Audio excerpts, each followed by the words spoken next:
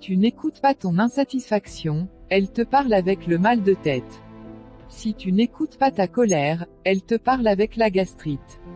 Si tu n'écoutes pas ta peur, elle te parle avec la constipation. Si tu n'écoutes pas ton envie de dire non, elle te parle avec des troubles de l'estomac. Si tu n'écoutes pas ta passion, elle te parle avec une infection. Si tu n'écoutes pas ta créativité et ton talent, il te parle avec l'augmentation de poids. Si tu n'écoutes pas ton affectivité, elle te parle avec la dermatite. Si tu n'écoutes pas ta spiritualité, elle te parle avec le corps qui tombe malade. On ne devrait jamais oublier. Jamais de nous écouter. Toute émotion non écoutée laisse un signe sur le corps.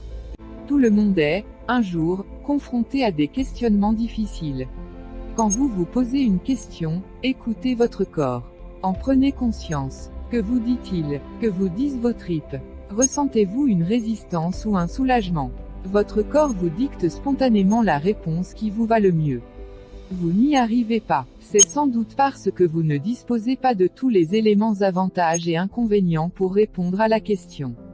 Dans la société actuelle, nous avons l'habitude de tout intellectualiser. Notre tête nous dicte ce que nous devons faire.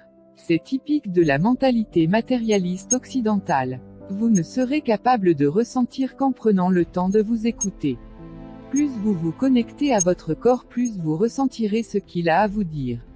Si vous vous sentez fatigué, reposez-vous au lieu d'ignorer le signal d'alarme et de continuer comme si de rien n'était. Est-il difficile d'écouter notre corps aujourd'hui? Certainement la trentaine bien faite, vous devriez déjà gérer votre entreprise, votre boutique en ligne, et mener une vie sociale trépidante. Sinon c'est que vous n'avez pas vécu pleinement. C'est assez traumatisant et difficile à gérer. Les téléphones portables et les réseaux sociaux n'aident pas, ils entretiennent le diktat de toujours devoir être connecté. D'où l'importance de bien ressentir ce que vous dit votre corps pour ne dépasser vos limites. Quand vous prêtez attention à votre corps, il se détend et vous vivez pleinement l'instant présent. Une forme de méditation simple peut déjà s'avérer redoutablement efficace. Respirez lentement par le ventre et concentrez-vous sur votre respiration, pour vous aider. Placez vos mains sur le ventre. Si elles se soulèvent et redescendent au rythme de votre respiration, vous maîtrisez la respiration abdominale. Intégrez ces moments d'attention à votre routine quotidienne. Prenez de ces moments pour ne penser qu'à vous et à rien d'autre. Écoutez attentivement les bruits qui vous entourent. Vous êtes dans un environnement bruyant. Concentrez-vous sur deux bruits précis et concentrez-vous sur le silence, vous n'allez entendre plus rien. Votre corps est plein de ressources, il supporte bien le stress pendant un certain temps mais pas durant des années.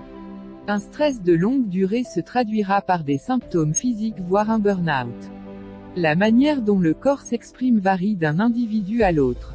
Vous seul, pouvez découvrir ce qui coince, éventuellement avec l'aide d'une personne extérieure comme un massothérapeute. Il stimule la production d'ocytocine qui joue un rôle essentiel dès les contacts sociaux et procure un sentiment de bien-être. Quand ils se font très rares, nous souffrons réellement de manque. Le contact physique nous aide à nous détendre, avoir conscience de notre corps et créer des liens. Ne dit-on pas qu'un geste en dit plus long que 1000 mots?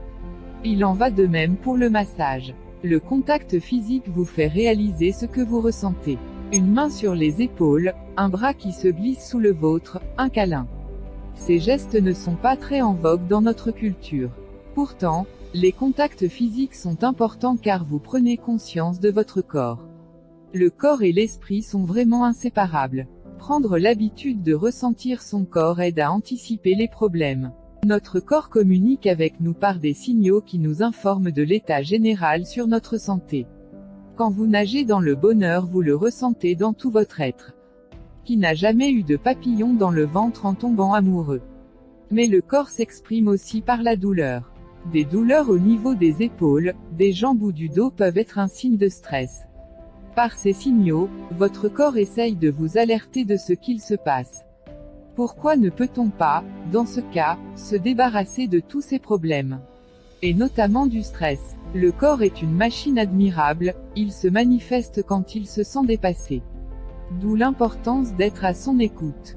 Or nous choisissons souvent de continuer comme si de rien n'était. Nous ne prêtons à notre corps qu'une attention distraite. Chaque fois que vous ignorez ces avertissements, vous dépassez une limite.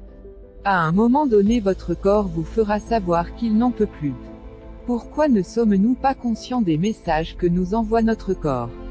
Avec l'âge, nous apprenons à stabiliser nos émotions. Un enfant peut passer du rire aux larmes en quelques secondes. Plus nous vieillissons, plus nous intériorisons les émotions telles que la tristesse, la peur et la colère. Répondre oui alors que votre corps pousse à dire non et ne pas en être conscient provoque un conflit intérieur. Vous y dépensez beaucoup d'énergie. À la longue, le stress s'installe. En vous reconnectant à votre corps, vous apprenez à ressentir et à exprimer ses émotions. Nous avons souvent tendance à choisir la solution de facilité, à vouloir avaler une pilule magique. Mais cette pilule ne résout pas tous les maux. Si vous ne prenez pas la peine d'en chercher l'origine, votre problème refera toujours surface. Peut-on apprendre à écouter son corps? La réponse est oui. Il faut parfois prendre le temps, s'arrêter pour savoir dans quelle direction aller. En vous connectant consciemment à votre corps, il vous dira où vous en êtes. Ce n'est pas toujours facile, mais on peut toujours essayer et s'exercer.